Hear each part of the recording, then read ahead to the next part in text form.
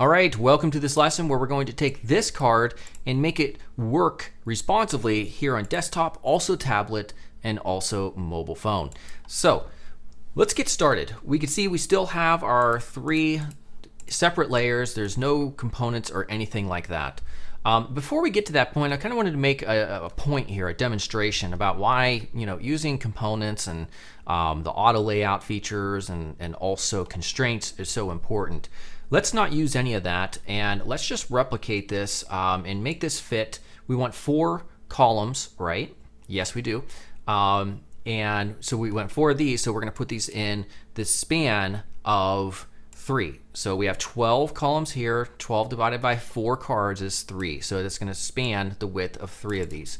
Now let's also maybe move this up here, make it look decent, and we'll just duplicate this, put it there, duplicate that, and hit duplicate again.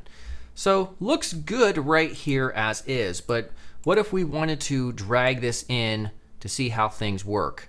Not good, right? Everything's kind of falling out of place here and overlapping each other.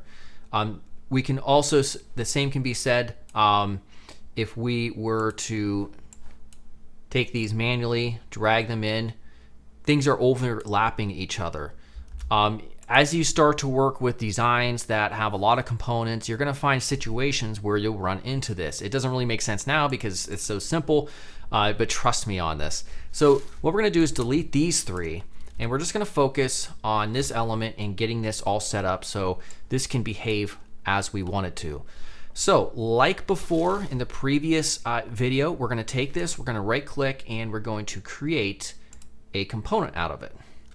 All right, so now that that component has been created, we can also add auto layout so that it maintains the distance from these elements. Now remember, if we drag this out, we need to adjust these so that it will fill the container. So for instance, we'll take this, we're going to fill the container, we'll take this as well, and we want to adjust this so that it is fill container and fill container as well. All right, so now we can drag this back into our 3 columns right there, and we're good to go. Now we want 4 of these total, right? And so we're going to have also a second auto layout that's not on a vertical, because our auto layout right here is just for the component and the elements inside of it. But we're going to have a second one that is a horizontal auto layout. All right, so what we'll do is we'll take this, we're going to duplicate it, and duplicate a few more times. Remember, Control or Command D. And now we're going to take all these elements and we're going to go ahead and create a frame out of them. So right click, and we're going to choose frame selection. So now we can click auto layout. Now, by the way, I just want to show you right now, if we scale this in, nothing happens, which is not what we want. So we're going to take this and we're going to choose auto layout. And notice it's intelligent enough to know that we have a horizontal direction here. Now, if we had different type in each one of these, like shop men's shoes, for instance, and we double click it, we can move these around, as you can see. We wouldn't be able to tell if they were all the same content. So that's a handy feature that we have there. Still, if we drag this in, nothing's happening. So what we can do to get this fixed up is we're going to change this here to fixed, and we'll choose left and right. Now still, they're not going to behave how we want it to, but this is a necessary step. What we need to do now is we need to double click into each one of these, and I'm going to select all 4 holding shift, and instead of fixed width, we want fill container. So now we can drag this in, and look at that. It maintains the distance between all these, and everything is just intelligently sticking to where it needs to be. Okay, so now that we have that created, let's go ahead and how will we adjust this design? And this is a really important video so far, or portion in this entire curriculum, because we're going to start now working with different desktop sizes and tablet sizes and all that.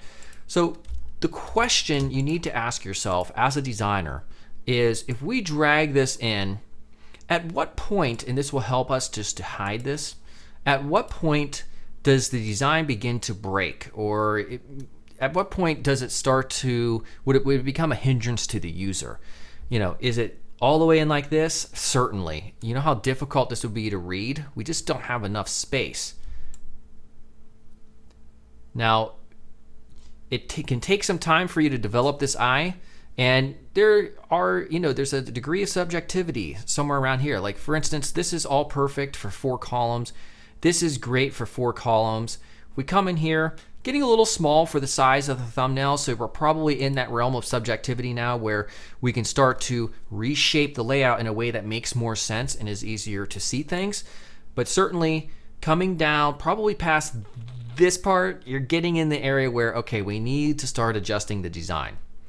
So it's important just to make note of where things should change.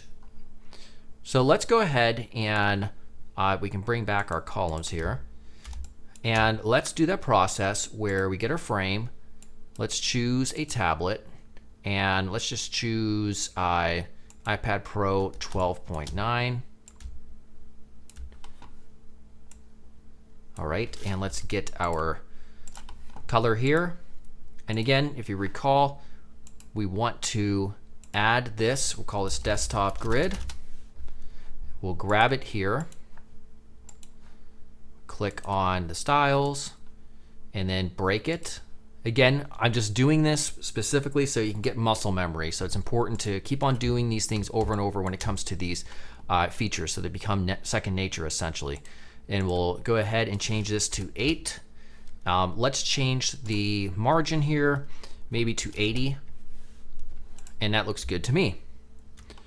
All right, so now at this point, we can start to ask ourselves, how can we structure this layout differently? So what we'll do is we're gonna go ahead and duplicate this frame, and we're gonna put it right over here. And of course, it doesn't work. However, we can simply get this aligned up and drag them in. Now, we wouldn't have been able to do that so easily if we did not set up this whole structure correctly with our components, our auto layouts, and our constraints. So that's one thing that's very handy. If this wasn't set up correctly, this would not have worked as easy as it did when we tried to scale this in. You would have to get in there and make individual adjustments, and it would take forever. All right, so here we have the same issue. It's this iPad Pro frame size, or the width, is the same as us just dragging it in over here. These look exactly the same, even though this is based on 12 grids and this is based on 8. So what we can do is, because we have auto layout, watch how magical this is. We can double click into this one and hit delete. Look at that, we just gone from 4 to 3. We can even do it one more time. Now we have 2 columns and 1 row. Now, of course, we have 4 elements here. We can't just simply disappear those, although in some cases you might hide content that's not of importance or relevance on like a tablet or a mobile phone. But in this case, we want to keep all 4. So what we'll do over here is we can duplicate this and simply just move it down right around here. So this view right here, and let's go ahead and hide both of our grids here, and we can see what this essentially looks like. So a front-end developer would be able to take this desktop version here, and through code, through HTML and CSS, they'd be able to structure it so that on a desktop it looks like this, and then on an iPad or like a tablet, it would then transform that same HTML markup and make it and present it like this in the browser, which is very, very powerful. So now we drag these in and they all still work. Now there is a way also to maintain the spacing and the distance between these elements, but we'll get to that in another video, just because this one's already a little bit lengthy here. So what about a phone though? Because if we took this in, and let's get our grid out here just so we can see it, and it looks like I, by accident, deleted the other one, which that's okay. We can get some muscle memory here There we go. And by the way, we'll go ahead and save this as well as a tablet grid. All right. So if we drag this in more towards a phone size, look at what's happening. It's really small. Now it doesn't make sense, right? Because this is like the size of a phone. So we need to make more intelligent decisions. All right, so let's take, you don't always have to go over here and choose a preset. What you could do is take this and just duplicate it, Control D by selecting the frame, and we can make adjustments here. So we have a tablet grid. We want to break or detach this instance because we want to change the grid itself. So we're going to adjust this so that we're only at 4. All right, and then what we want to do, we can delete these, by the way. We can drag this in towards what would be more like around a phone size. So how do you know it's around a phone size? Well, you can take a look at the W, like the width and the height here. So for instance, if we come over here and we choose phone, and then we choose iPhone, I don't know, 13 mini or any of the other ones, we can kind of see the sizes, and they're pretty similar here. All right. So now we have too much white space or margin on the right and left. Imagine looking at your phone and you have the logo right here and then the menu right here and then everything's inside. This amount of white space does not make sense. You want to utilize the available space that you have, which is a lot less width compared to something like a desktop.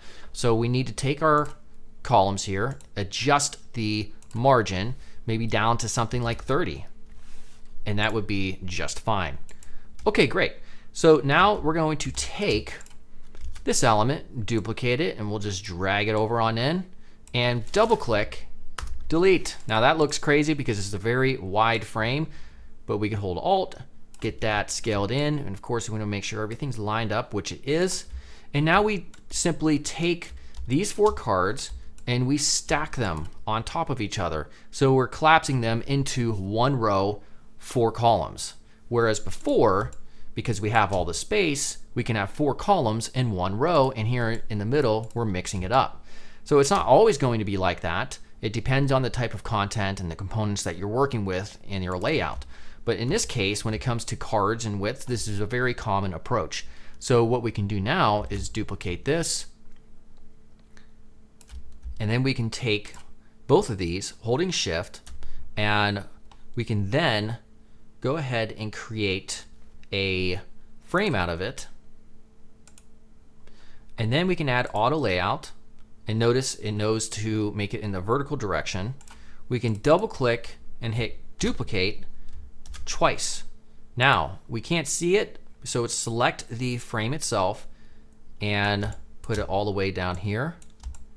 And so now we can move these all around and they will work as expected. So if we come out here and we pull this in and out, notice it doesn't work because we created an additional frame around things. So what we can do, remember, this constraints and resizing and all these options, they're going to be confusing for you still if you're new to them, but it's all a matter of just muscle memory and trying to work through problems like this. So what we want to do is, for constraints and resizing, is we're going to change this so that it is fixed and then left and right.